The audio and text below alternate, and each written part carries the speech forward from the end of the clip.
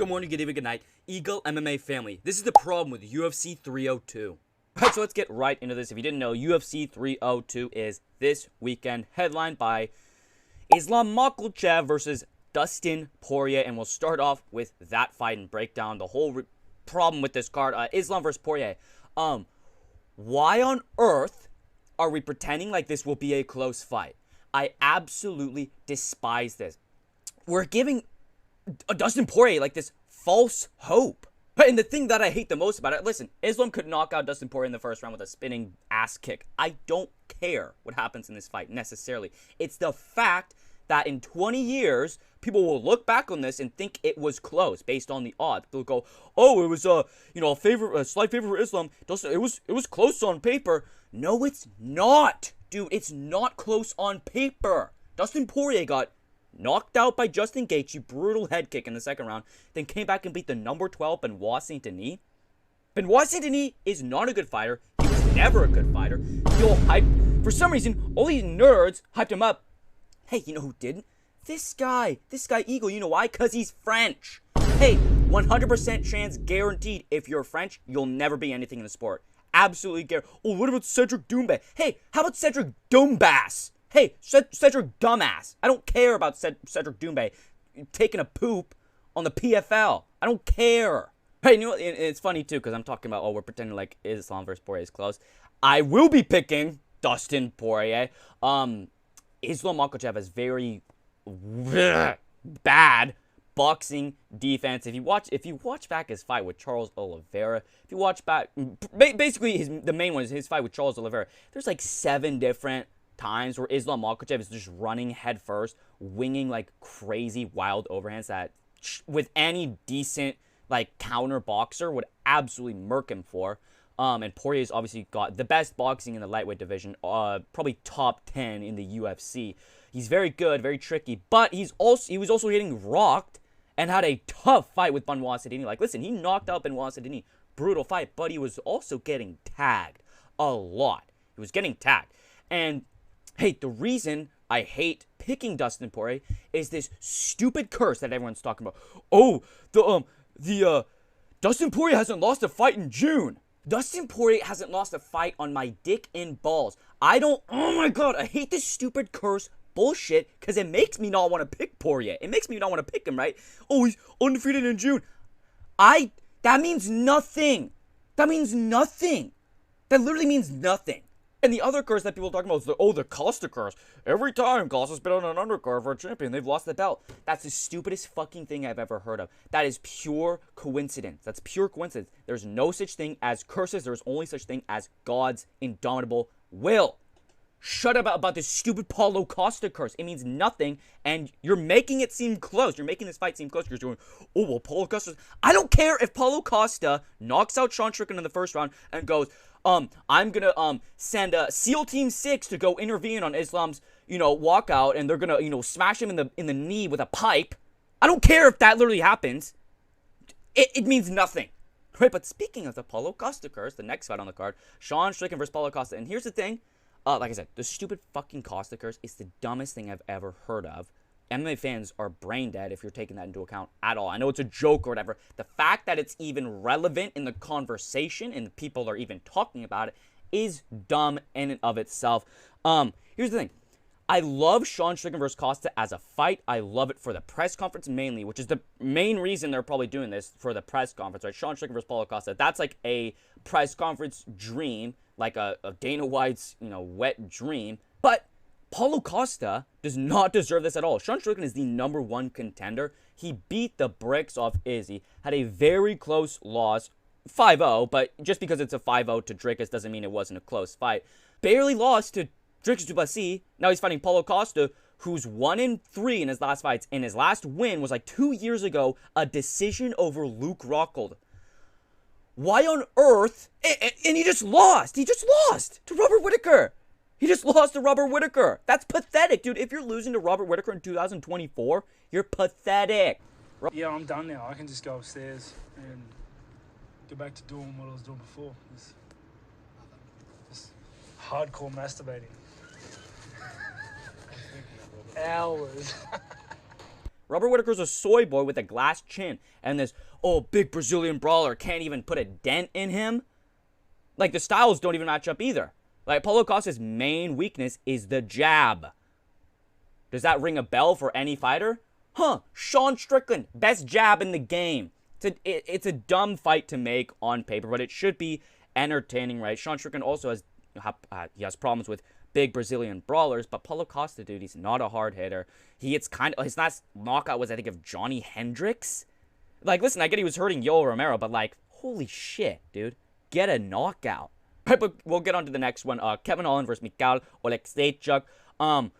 So here's the thing. UFC 302, Islam versus Poirier, massive fight, lightweight title fight. They're always some of the biggest. Sean Strickland versus Paulo Costa, massive fight, two of the biggest names in the sport. And then Kevin Holland versus Michalewicz. Why on God's green earth is this the feature fight for a massive pay-per-view? Kevin Holland, like, listen, dude, I hate to be the one to break it to the UFC. I know they have all the numbers. They know what Kevin Holland brings in. I hate to be the one to break it to them. Kevin Holland is a piece of shit, and he is not a draw. Listen, I understand he's a draw. But he's not the draw that they probably think he is, dude. He sucks. Like, versus some nobody, Michalewicz. Dude, if you can't fucking pronounce the opponent's last name, they should never be the feature fight on any pay-per-view ever. Michalewicz is a no-name bum. I don't even know who he's beat. I know he got body TKO'd by Michel Pereira, and he fought, like, a couple other guys. I think he fought, like, Abdulrazak Al-Hassan or, like, William Knight or something. I don't even remember because he's a no-name nobody. I've seen Michalewicz since I've started watching the UFC. I cannot tell you a single fight he's had, except for his most recent fight against Michel Pereira. Cannot tell you a single fight he's had. And I bet none of you can, oh, well, he fought all this. I don't care if you can actually name a fight. I don't care. He's a no-name bum. Why is Kevin Holland moving up to middleweight? Like, bro, you lean down. You're tiny for middleweight. You're even technically small for welterweight. He finally leaned down. Now he's moving back up to middleweight after having he was ranked at welterweight, bro. He was actually doing decent at welterweight. I think his only loss was, I know Michael Venom Page, but, you know, Kevin Holland, if he doesn't win in the first 30 seconds, he's going to lose. And Hamza Chimaev, which, like, there's no, you know, listen. There's no shame in losing to Hamza Chimaev, and he did put up a decent fight against him. It's dumb for him to move back up to middleweight, dude. You're not going to do any... What, you think you're going to beat Sean Strickland? You think you're going to beat Dricus du Plessis? Like, you have a way better chance of doing something at welterweight than you do at middleweight. And speaking of that MVP loss, why are you ever giving Kevin Holland any opportunity after that disgusting loss to Michael Venom Page? Michael Venom Page is a British scumbag. An American should never, ever lose to a British man ever. End of story. But not end of story because it is a British man from Bellator. That is the worst combination I've ever heard of. You're disgusting. All right, but we'll move on to the next one. Nightmare matchmaking. Bro. And hey, let me know, guys, if you guys want a video on this topic about the nightmare matchmaking in the UFC, let me know in the comments below. Jailton Almeida versus Alexander Romanov. The matchmakers, and I actually have an insider. I have an insider in the UFC matchmakers, which is why I'm able to give you all this insider information. That's why you guys follow me. I have insider information that Hunter Campbell was indeed smoking Fent when he made this fight, when he was calling the fighters and everything. He was on a Fent binge. I can 100% guarantee that. They were on crack. They were on Fenty. I'm not going to break down this fight at all. This is nightmare matchmaking. I don't understand why they made this at all. Right, we'll move on to the next one. Randy Brown versus Elezio Zaleski dos Santos, the prelim opener. I actually like this fight. I genuinely have nothing bad to say about this fight. Here's the thing about the UFC matchmakers. They will make the dumbest fucking fight ever. Fares Zion versus Jai Herbert. And then it'll go back-to-back and make Randy Brown versus Elezio Zaleski dos Santos. This is a great fight. Even if it's not the most entertaining fight of all time, on paper, this makes sense. It's a great fight. Elezio Zaleski dos Santos just had a absolute brutal war that everyone forgot about with Renat Fakhratinov. That was, I think it was a draw. This dude is a beast. And I love that they put... Hey, Sean Strickland is an Elezio Zaleski dos Santos victim. If you don't know, I'll just call him Dos Santos. I don't want to fucking say that name every time. He knocked out Sean Strickland at welterweight with a spinning wheel kick. It was a nasty KO. I love when they put, like, someone that up on the card has lost to in like a brutal fashion on the prelims. I think it's a great little add-on they can do. It's great for the promotion as well. It'll put a little bit more attention on this fight. They go, oh, this dude knocked down Sean Strickland, and Sean Strickland is a champion. He's fighting Paulo Costa, right? Versus Randy Brown. By the way, Randy Brown is terrible. He's not gonna win this fight. Brazil #1. But like I said, this is a great fight. There's not a lot of name value on it, but it is absolutely fine. I'm absolutely fine with putting just great matchmaking on cards that doesn't have a lot of name value. That's why I said UFC 301 is going to be one of the greatest cards ever. UFC St. Louis is going to be one of the greatest cards ever. They both lived up to my expectations, even exceeding them, because I looked at the fights and I went, these are actually good fights. Not a lot of name value, but they're actually like good quality. Right, we'll move on down to the prelims. The prelim main event. I don't know what the fuck to call it. The fight right before the main card. Cesar Almeida versus Roman Kopylov, the most Russian name in the UFC, Kopylov. So again, UFC matchmakers, Hunter Campbell was smoking Fenty. He made this fight when he was making Jailton Almeida versus Alexander Romanov. I don't understand this at all.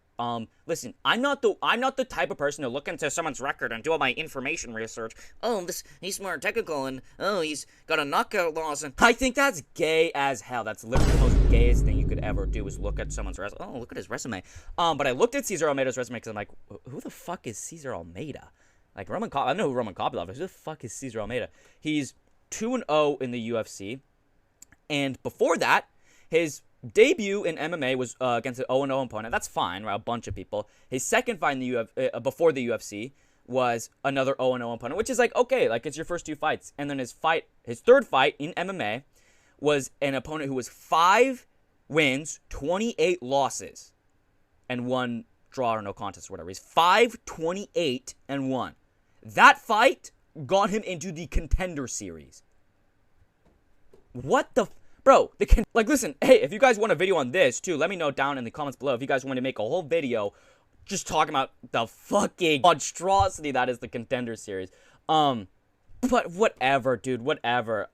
Listen, bro, he's fucking 1 or 2 fights in the UFC against a prospect. Like, Roman Kopylov just fought for a number 15 ranking against Fluffy Hernandez, another, like, legit prospect. Why are you having him fight some bum? I know why. Because Cesar Almeida beat Alex Pereira in kickboxing once and then lost to him. So that's, like, they're just trying to push this dude to try to make him up the... I understand the marketing. I understand why they're trying to push him up. But, dude, just because he has 1 win over someone who's in the UFC... Does that mean Kevin Holland should have been fucking a champion because he beat Joaquin Buckley, like, back before he was in the UFC or some shit? Like, that doesn't mean anything. But we'll get on to the next fight, right? Grant Dawson versus Joe Solecki. I mean, dude, it's like, this is like a fight where you're like, okay, like, I don't like it. I don't dislike it. Joe Solecki just got slam KO'd by Drakkar Klose. Grant Dawson just got flatline KO'd in 30 seconds by Bobby Green. But before that, he was on a 12-fight unbeaten streak. He was fighting for a ranking. So why is he fighting Joe Solecki?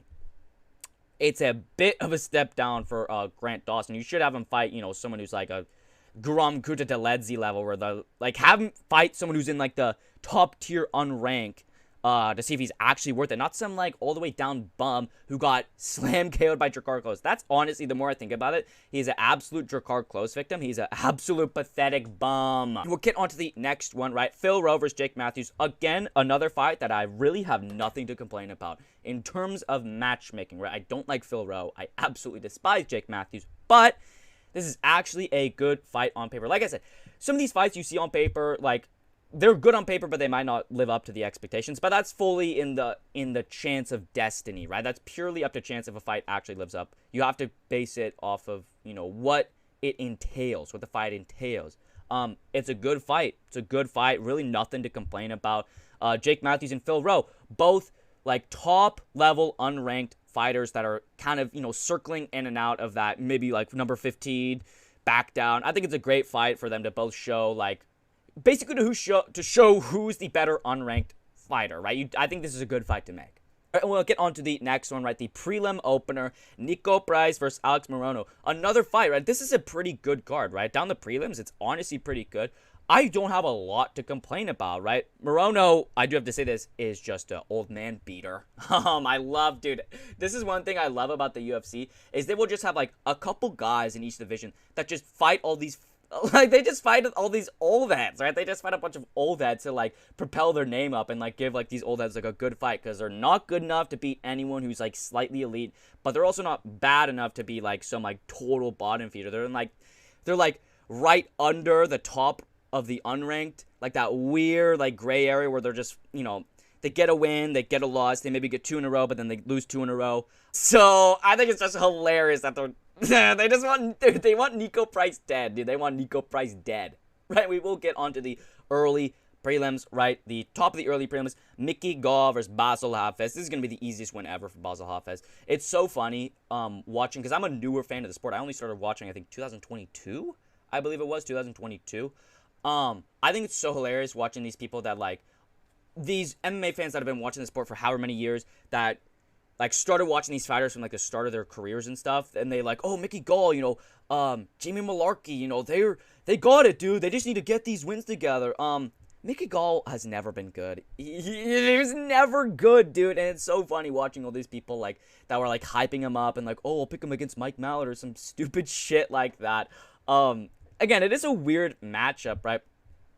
Mickey Gall is fucking terrible, dude. He's terrible. I think his best win is CM Punk or something, dude. Like, his best win is CM Punk. When your best win is a man who has literally never fought in mixed martial arts, you know that is a fucking problem.